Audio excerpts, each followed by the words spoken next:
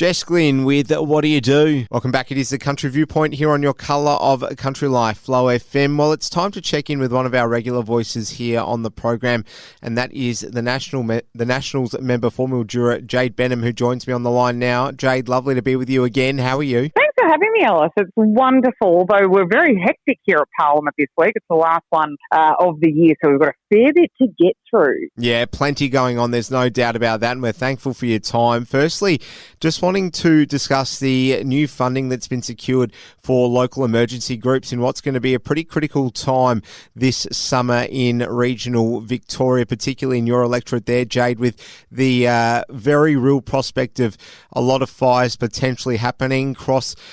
Crossing our fingers and hoping that they don't, obviously, but it's good that this funding has been secured. Yeah, it absolutely is, and it's absolutely critical too. I mean, the CFA have been really, really busy over the last couple of weeks with harvest beginning and for some in the north of the electorate also almost finishing. But there has been lightning storms, there's been grass fires, there's been hay shed fires, all sorts of stuff. I was actually at the Charles CFA yesterday doing some work around and just having a look at what was promised to be their new CFA shed. That funding was actually allocated a couple of years ago, but to see stations like Beulah, get funding for their emergency responses is just fantastic. And I always say that I'm completely in awe of our emergency workers and first responders. You are angels doing God's work, and we thank you every single day. So it's so great to see the small stations getting the funding that they need. And it's obviously particularly critical considering that, when we cast our minds back 12 or so years ago, we had some devastating fires occur, and perhaps at that point, we had less funded organisations such as the CFA being able to do the very diligent work that they do.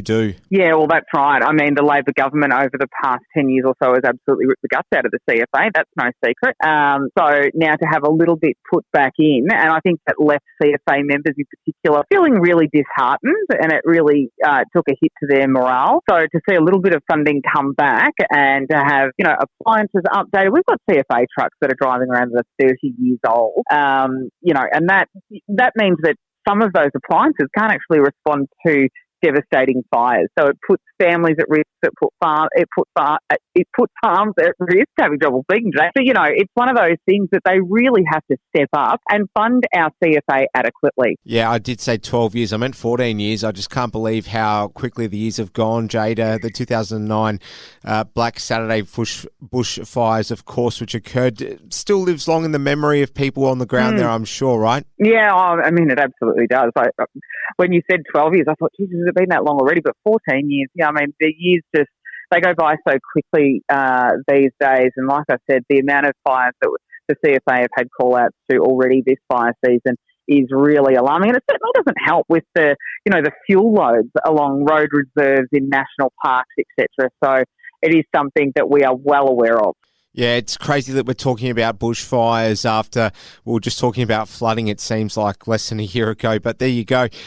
We'll switch the focus to the housing crisis, Jade. And you did attend recently the Beyond Bricks and Motor Housing Summit. It is a very, very critical time that we focus on solutions and pathways to securing more housing. Tell us more about this. Yeah, now the Beyond Bricks and Mortar Housing Summit was put on by the Swan Hill Rural City Council. So I headed over there to get involved, and it was actually great to see government agencies, housing providers and the private sector, which is a critical ingredient in solving this housing crisis. And unfortunately what the government's done over the last few years has disincentivised private landlords. Now, they get called land barons and get made to feel bad for investing in property most of the time to fund their retirement. And we have to remember that 80% of all landlords are mum and dad investors with one additional property. You need those. If you don't have those landlords, you don't have a private rental market. When they have disincentivised private landlords to the point now we have a rental crisis. Surprise, surprise. This is what's going to happen when you make it so hard to be a landlord with land tax, windfall gains tax. The Residential Tenancy Act have made it very, very hard to manage properties as well. Time's getting the better of us, so we'll take a quick break. Back with Jade Benham real soon here on the Country Viewpoint. Keita Alexander with 7 minutes in heaven, and welcome back. It's the Country Viewpoint on Flow FM. I've got Jade Benham on the line, the Nationals member for Mildura, and we're talking about the current housing crisis. Now, Jade, just give us an idea as to what the demand is like in your electorate. We're hearing all the time about the fact that in metro cities, we're getting up to 150 to 200 people per house inspection. So when you've got those kinds of figures, then obviously those who are on more modest incomes are always going to be priced out, whether it's renting or buying. Tell us more about what it's like there in your neck of the woods. Yeah, so speaking to some local real estate agents, and they are losing 5 to 6 rental properties to the sales market every year. Now, they are the sort of lower price rental properties that you might get, and they are being sold to first home buyers because they can afford to buy those homes and renovate them. So that takes them out of the rental market. But 5 to 6 properties per week per agent is alarming. Now, we know that there is a 0% vacancy rate in my entire electorate, 0%, which means inspections aren't even happening because there is nothing to inspect. Thankfully, we've done a bit of work, particularly before during my time on council, working with Haven Home Safe and also the Robinvale housing project, where council actually built 4 additional homes. But at the moment, we are seeing 13 homes go up for Haven Home Safe, 13 affordable homes going up in Robinvale at the moment. So I'll just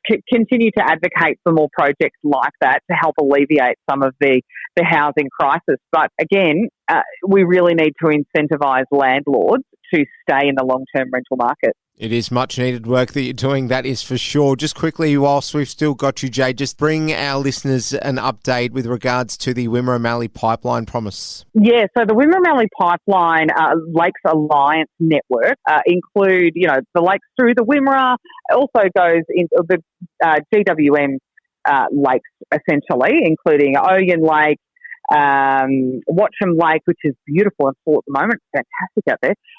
But, there's been some issues around whether or not they are guaranteed high security water. I actually had this discussion with Peter Walsh over dinner last night, and he had a couple of different thoughts on it as well, so different perspectives. But we're just asking Minister Shing, who has been steadfast in her stand against water buybacks, which is fantastic. So we're asking Minister Shing just to reassure communities that fall under the Wimmera Mallee Lakes Alliance that water is going to be secure with high security water. And it's actually not much, because the government carry over water, recreational water we're asking for. They carry it over every year. All we're asking for is 0.62% of that carryover to make sure that the lakes remain full during dry periods. So it's really not that much of an ask. The water's there anyway in recreational water, and it ticks so many boxes, for social outcomes. It's much nicer when you live by a body of water like a lake, and also the environmental benefits as well, keeping them full for the bird life, the wildlife, and recreation that we all love. I certainly look forward to having a more in-depth conversation with you about all the basin issues when we speak next. Unfortunately, time's gotten the better of us. Jade Benham is the Nationals member for Mildura. Really appreciate your time, Jade. All the best. Thanks so much, Alice. Jade Benham, the member for Mildura, joining us on this Wednesday afternoon. More to come on the Country Viewpoint. Stay tuned.